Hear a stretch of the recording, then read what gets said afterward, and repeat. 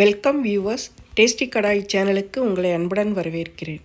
இன்றைய ஸ்பெஷல் என்னென்னா கோவைக்காய் வெங்காய கறி. அதாவது கோவக்காவில் ஃப்ரை பண்ணி காமிச்சிருக்கேன். இது கோவக்காய் சிலருக்கு பிடிக்காது. இதே மெத்தடில் நீங்கள் செஞ்சு பாருங்கள், எல்லாருக்கும் பிடிக்கும். இதே மாதிரி செஞ்சு பார்த்துட்டு எப்படி இருந்ததுன்னு மறக்காமல் எனக்கு கமெண்ட் பண்ணுங்கள். வாங்க எப்படி செய்யலான்னு பார்க்கலாம். இப்போ இதில் 1/4 கிலோ அளவுக்கு கோவக்காய் எடுத்து இந்த மாதிரி வாஷ் பண்ணிவிட்டு ரவுண்டாக நறுக்கி வச்சுருக்கேன்.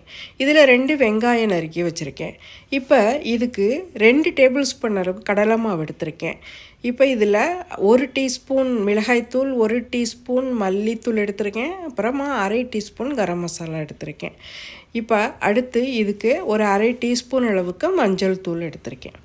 இப்போ நம்ம ஃபஸ்ட்டு என்ன செய்ய போகிறோன்னா, ஒரு பேன் வச்சுட்டு இதில் இந்த கடலை மாவை ட்ரை ரோஸ்ட் பண்ணி எடுத்துக்கணும். நல்லா நம்ம அந்த ஸ்வீட்ஸ் எல்லாம் செய்கிறதுக்காக வறுப்போம் இல்லையா, அது மாதிரி லோ ஃப்ளேமில் வச்சு நல்லா வாசம் வர்ற வரைக்கும் நல்லா வறுக்கணும். ஆனால் கருகிராமல் பார்த்துக்குங்க. இப்போ அது பிளேட்டில் ட்ரான்ஸ்ஃபர் பண்ணிவிட்டேன்.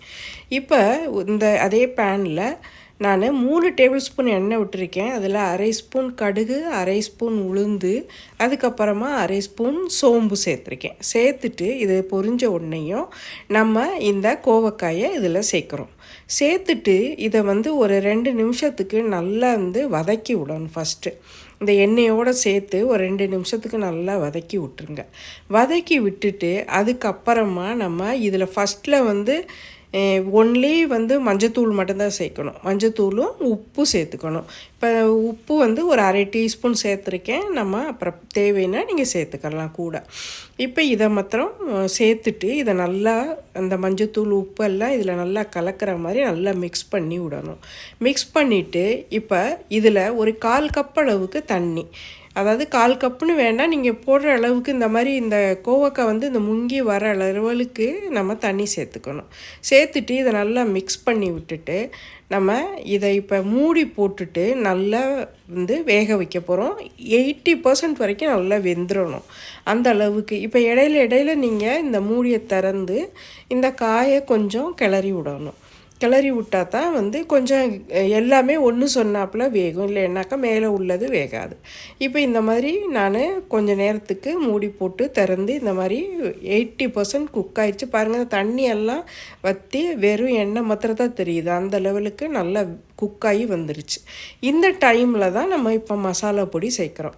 இந்த மிளகாய்த்தூள், மல்லித்தூள், அதுக்கப்புறமா கரம் மசாலா இது சேர்த்துருக்கேன். சேர்த்துட்டு இதை நல்லா இந்த கோவக்காய் கூட நல்லா மிக்ஸ் பண்ணி விட்டுருங்க. மிக்ஸ் பண்ணி விட்டுட்டு நம்ம இப்போ என்ன செய்ய போகிறோம், இதுக்கு அடுத்து வெங்காயம் சேர்க்க போகிறோம். வெங்காயத்தை சேர்த்துட்டு இதையும் நல்லா இந்த கோவக்காய் மசாலா கூட சேர்த்து நல்லா மிக்ஸ் பண்ணி விடணும். மிக்ஸ் பண்ணிவிட்டு இதை மூடி போட்டுட்டு ஒரு 2-3 நிமிஷத்துக்கு மீடியம் ஃப்ளேமில் வச்சு வேக விடுங்க. வேக விட்டிங்கன்னா தான் நமக்கு அது கொஞ்சம் நல்லா எல்லா மசாலாவோட சேர்ந்து நல்லா வெந்து வரும். இப்போ என்ன செய்யணுனாக்க, அந்த வெங்காயம் நல்லா ரொம்பலாம் வதங்கி செவந்துடக்கூடாது. அது நல்லா க்ரன்ச்சியாகவே இருக்கணும். அந்த கண்ணாடி பதம் வருது இல்லையா, அந்த லெவலுக்கு இருந்தாலே போதும். ரொம்பலாம் வதங்கி வரக்கூடாது. இதில் அந்த க்ரன்ச்சினஸ் தான் இதோட டேஸ்ட்டே. இந்த டைமில் நம்ம ட்ரை ரோஸ்ட் பண்ணி வச்சுருக்க இந்த கடலை மாவை இதில் தூவி விடுறோம்.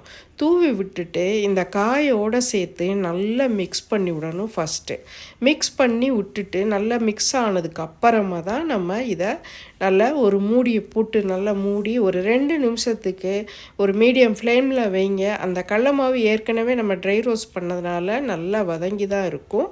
இப்போ இதோட காய் கூட சேர்ந்து ஒரு 2 நிமிஷத்துக்கு மீடியம் ஃப்ளேமில் வச்சிங்கன்னா நல்லா வதங்கி வந்துடும். சப்போஸ் உங்களுக்கு அது கொஞ்சம் இன்னும் வதங்கலைன்னு தெரிஞ்சால் கொஞ்சம் நேரத்துக்கு இன்னும் கொஞ்சம் வதக்கி விட்டுக்குங்க. இப்போ நான் இந்த 2 நிமிஷம் வச்சேன் பாருங்கள், எவ்வளோ அருமையாக வதங்கி வந்துருச்சுன்னு. இப்போ இந்த கோவக்காய் வெங்காய கறி ரெடி ஆயிடுச்சு. இதை சூடோடு நல்லா சர்வ் பண்ணுங்கள். சூப்பரான டேஸ்ட்டில் இருக்கும், ஒரு வித்தியாசமான டேஸ்ட்லேயும் இருக்கும். இதே மாதிரி செஞ்சு பார்த்துட்டு மறக்காமல் எனக்கு கமெண்ட் பண்ணுங்கள், லைக் பண்ணுங்கள், ஷேர் பண்ணுங்கள், சப்ஸ்கிரைப் பண்ண மறந்துடாதீங்க. புது புது ரெசிபிகள் நான் உங்களுக்கு போட்டுட்ருக்கேன்.